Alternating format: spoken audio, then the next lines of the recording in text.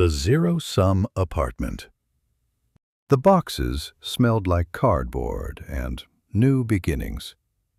Akito stood in the middle of his empty, small studio apartment, heart thrumming. "This is it," he whispered, a mountain of potential waiting to be unpacked. Independence was heavy, and it was glorious. The first week was a whirlwind of instant ramen and late-night library sessions. Then, the envelopes started arriving. Electricity, internet, rent installment.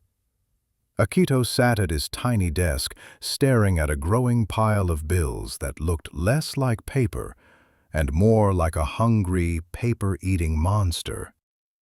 Finances were tough, but cooking? That was a disaster movie. Akito decided to try making fried rice. The oil smoked, the rice stuck, and the resulting lump of burnt starch looked less edible and more like abstract art.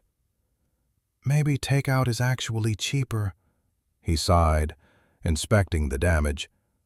When he finally called Ren, his study partner, Akito felt a little embarrassed. "I think my wallet has a hole in it," he admitted. Ren, always practical, just laughed gently. "Everyone starts somewhere, Akito. Let me show you the magic of the zero-sum spreadsheet." The next night, Akito wasn't just juggling money, he was juggling time. His history exam was in 48 hours, the laundry buzzer was insistent, and the smell of stale coffee was starting to cling to his jacket.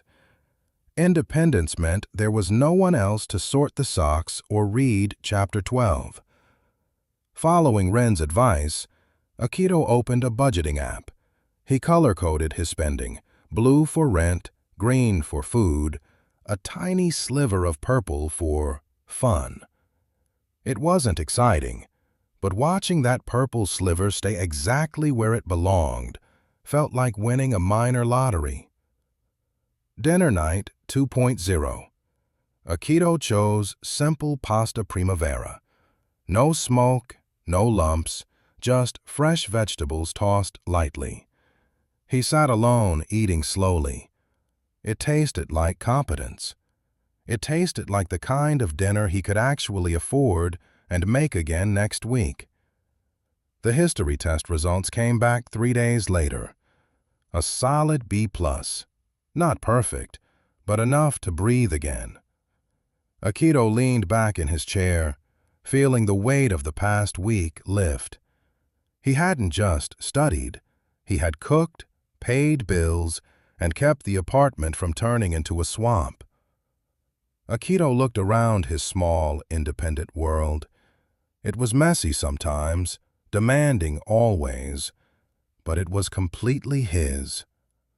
Tomorrow, he would tackle the mountain of laundry and maybe even try making chicken curry. The real adventure wasn't moving out. It was staying out.